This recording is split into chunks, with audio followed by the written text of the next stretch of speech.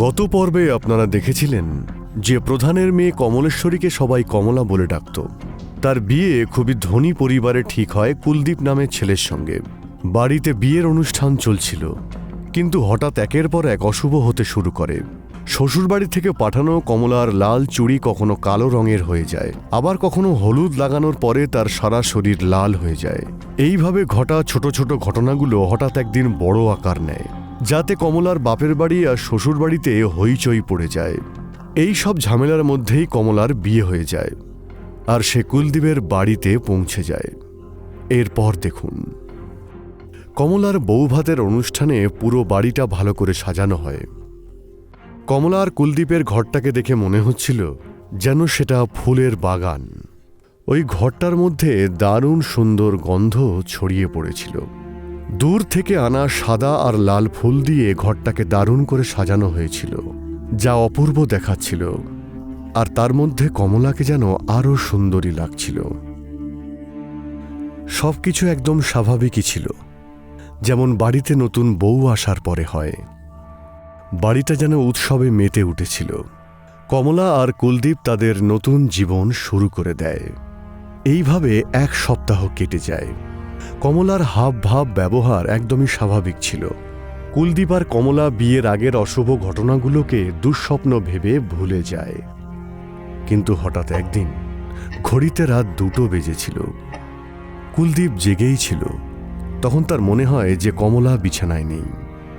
কুলদীপ কয়েক মিনিট ধরে বিছানায় শুয়ে কমলার অপেক্ষা করে, কিন্তু কমলা ফিরে আসতে দেরি করায় কুলদীপের মধ্যে দুশ্চিন্তা ক্রমশ বাড়তেই থাকে। কুলদীপ বিছানা থেকে নেমে প্রথমে বাথরুমের দরজা খুলে দেখে যে কমলা বাথরুমে নেই। কুলদীপের ভয় আরও বাড়তে শুরু করে। ভিতর থেকে ঘরের দরজাও দেওয়া ছিল। এর মানে হলো যে কমলা ঘরের ভিতর থেকে বাইরে যায়নি। কিন্তু কুলদীপ ভালো করে শুনে দেখে যে কেউ যেন গুনগুন করে গান গাইছে। কুলদীপ আস্তে আস্তে সেই আওয়াজের দিকে এগিয়ে যায় আর ব্যালকনির দিকে দরজা সে ধড়াম করে খুলে দেয়। বাইরের দৃশ্য দেখে কুলদীপের কথা পুরোপুরি হারিয়ে যায়। ব্যালকনিতে কমলা একটা ভয়ঙ্কর আওয়াজ করছিল। তার লম্বা লম্বা ঘন চুল দিয়ে তার মুখটা পুরোপুরি ঢাকা ছিল। সে এক এক করে তার চুলগুলো ছিঁড়ে মেঝেতে ফেলছিল। মাথার যেখান থেকে সে চুলগুলো এক এক করে তুলে ফেলেছিল সেই জায়গাটা আরো বড় করে দেখা যাচ্ছিল। কমলা, এসব কি করছো? কাঁদছো কেন? কি হয়েছে তোমার? কমলা। কুলদীপ জোরে কমলাকে ডাকার পর কমলা কিছুক্ষণের জন্যে শান্ত হয়ে যায়। কিন্তু ঠিক তার পরেই কমলা নিজের মাথা ধরে জোরে জোরে কাঁদতে থাকে। কুলদীপ কিছুই বুঝতে পারছিল না যে সে কি করবে। সে দৌড়ে নিচে যায় আর তার মাকে ওপরে ডেকে নিয়ে আসে। হে ভগবান, এটা কি হলো? এটা কি করলো? চলো কমলা, ভেতরে চলো। শশী যখনই কমলার কাছে যায়, কমলার মাথার দিকে তাকিয়ে সে চিৎকার করে ওঠে। কমলার ক্ষত স্থান থেকে চুঁইয়ে চুঁইয়ে রক্ত পড়ছিল, আর সেই জায়গাটা যেখান থেকে বিয়ের দিন চুলগুলো উঠে গিয়েছিল সেখানে পোকা হয়ে গেছে। কুলদীপ, এটা কি হলো ওর? আমার তো মাথায় কাজ করছে না। আরে কালকে অবধিও সব ঠিক ছিল, এখন হঠাৎ এটা কি হলো? জানি না মা, যখন শুয়েছিল তখন তো একদম সুস্থ ছিল। জানি না কখন রাতে উঠে এসে এখানে বসে আর অনেকক্ষণ থেকে নিজের চুলগুলো ছিঁড়ে নিচে ফেলছে। এক কাজ করি, ওকে একজন ডাক্তারকে দেখাই। ওর মানসিক অবস্থা দেখে আমার ভালো লাগছে না। মানসিক রোগীদের মাথায় এক রাতের মধ্যে এত পোকা বাসা বাঁধে না। আমার মনে হচ্ছে অন্য কিছু হয়েছে। কমলা তার মাথা ধরে জোরে জোরে চিৎকার করছিল, যা দেখে কুলদীপ আর শশী ভয়ে কাঁপছিল। খুব ব্যথা করছে, আমাকে আমাকে বাঁচাও। ওর খুব কষ্ট হচ্ছে মা, তুমি ডাক্তারকে ডাকো না, ওর না কোনো ক্ষতি হয়ে যায়। বাবা, এত রাতে কাকে পাবো? রাতে 2টো বাজে। এমনিও বাড়ি আসার পথে রাস্তায় জঙ্গল পড়ে, সেই রাস্তাটা খুবই ভয়ঙ্কর। এই সময় জঙ্গলে জঙ্গলে কোথায় ঘুরবো? আমরা কালকে ওকে নিয়ে যাই। এবার চেষ্টা করি ওকে ঘুম পাড়ানোর। কমলা উঠে অন্য কোথাও না চলে যায়, সেই জন্যে কুলদীপ তার সামনে বসে এক দৃষ্টিতে তার দিকে তাকিয়ে থাকে। কমলা যেন আস্তে আস্তে ঘুমিয়ে পড়ছিল। কিছুক্ষণের মধ্যেই কমলা গভীর ঘুমে ঘুমিয়ে পড়ে। কমলাকে দেখে কুলদীপও কিছুক্ষণের জন্য ঘুমিয়ে পড়ে। কিছুক্ষণ পর হঠাৎই কুলদীপের চোখ খোলে। তখন সে দেখে কমলা পাখার ওপর বসে ঝুলছে। কমলা, তুমি ওখানে কি করছো? আর তুমি ওপরে উঠলে কি করে? কুলদীপের কথা শুনে কমলা কুলদীপের দিকে তাকিয়ে থাকে, আর সে ভয়ানকভাবে দেওয়াল বাইতে থাকে। নিচে নেমে সে কুলদীপের দিকে তাকিয়ে অদ্ভুতভাবে হাসতে থাকে আর জোরে জোরে চিৎকার করে ওঠে।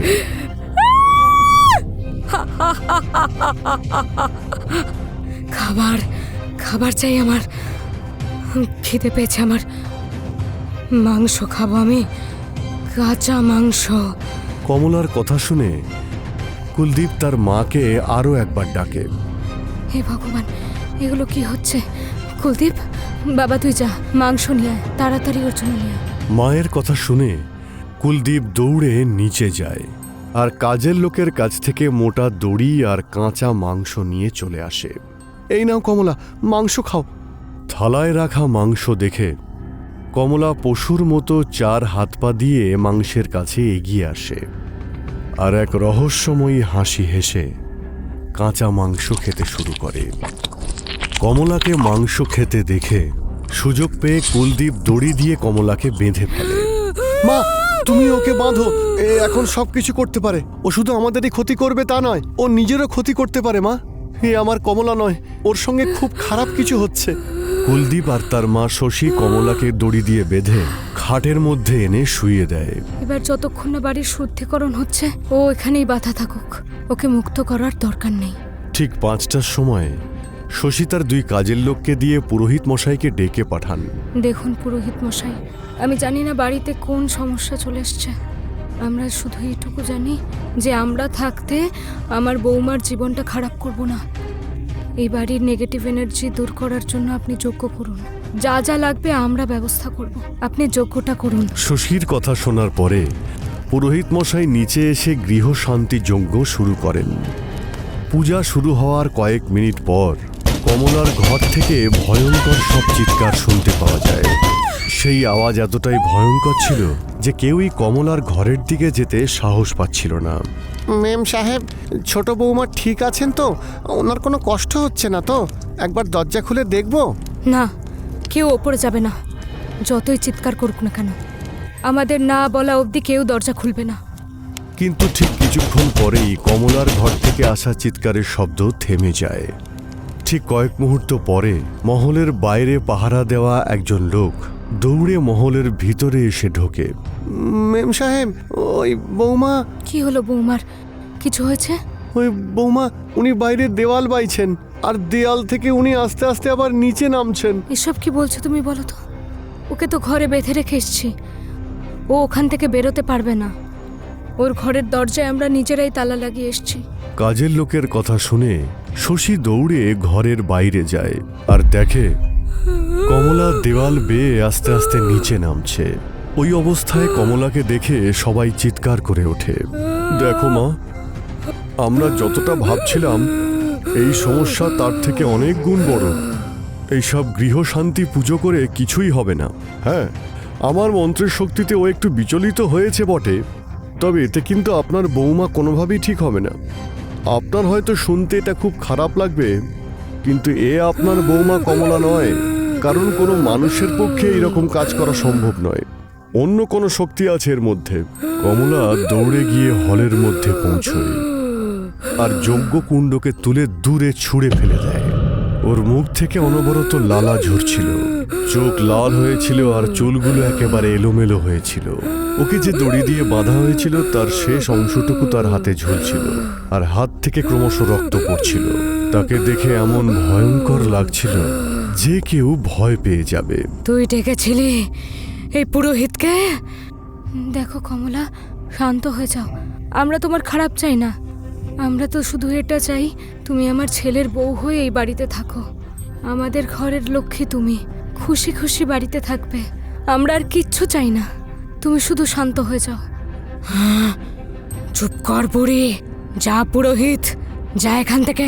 কমলার ভয়ঙ্কর স্বর শুনে পুরোহিত মশাই সেখান থেকে দৌড়ে পালিয়ে যায়। তারপরেই কমলার শরীর আস্তে আস্তে ছেড়ে দেয়। মা, এসব কি হচ্ছে? আমার তো এখন খুব ভয় করছে। যদি এরকমই চলতে থাকে, জানি না এরপরে আর কি কি দেখব। ভয় পাস না বাবা, যদি এই দুনিয়ায় শয়তান থাকে তাহলে ভগবানও আছে। আমি কালই শ্মশানের তান্ত্রিককে ডেকে আনবো, এবার সেই এই সমস্যার সমাধান করবে। শশী, তুমি কুলদীপের সঙ্গে বাড়িতেই থাকো। আমি বাবাকে সব ঘটনা বলে এখানে নিয়ে আসার চেষ্টা করছি। অখিলেশ যখন শ্মশান ঘাটে পৌঁছয় তখন প্রায় দুপুর 3টে। দেখে যে বাবা তার কুটিরে নেই। সে দেখে খোলা একটা জায়গাতে আগুন জ্বলছে আর বাবা তার সামনে বসে ধ্যান করছেন। এত গরমের মধ্যে যেখানে রোদে দাঁড়িয়ে থাকাই সম্ভব নয়, কিন্তু বাবা আগুনের সামনে বসে অনেকক্ষণ ধরে সাধনায় লীন হয়ে আছেন। অখিলেশ কিছুক্ষণ হাত জোড় করে সেখানেই বসে থাকে। গরমে রোদের মধ্যে খোলা আকাশের নিচে বসে থাকাটা অখিলেশের পক্ষে কঠিন ছিল। প্রায় আধ ঘন্টা পরে বাবা তার চোখ খোলেন। তখন দেখেন যে অখিলেশ তার সামনে হাত জোড় করে বসে রয়েছে। কি সমস্যা বাচ্চা? এত ভয়ঙ্কর গরমে আমার চোখ খোলা পর্যন্ত এখানে বসে রয়েছ? বুঝতে পারছি না বাবা, কোথা থেকে শুরু করব। আমার একটাই ছেলে, যার নাম কুলদীপ। সপ্তাহখানেক আগে গ্রামের প্রধান কমলার সঙ্গে ওর বিয়ে দিয়েছিলাম।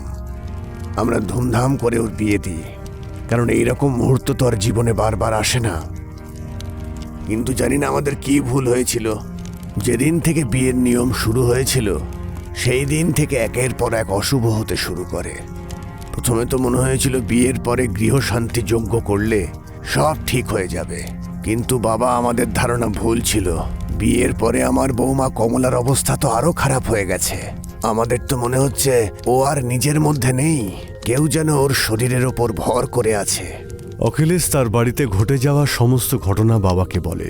তোমার বৌমা নিশ্চয়ই কোনো প্রেতের বশে আছে, কিন্তু আমি এখন তোমায় কোনো সাহায্য করতে পারবো না। তার জন্যে আগে আমায় তোমার বাড়ি যেতে হবে। আমি এখন এক সাধনা করছি, তাই আমি 24 ঘন্টার আগে এই সাধনা থেকে এক পাও নড়তে পারবো না।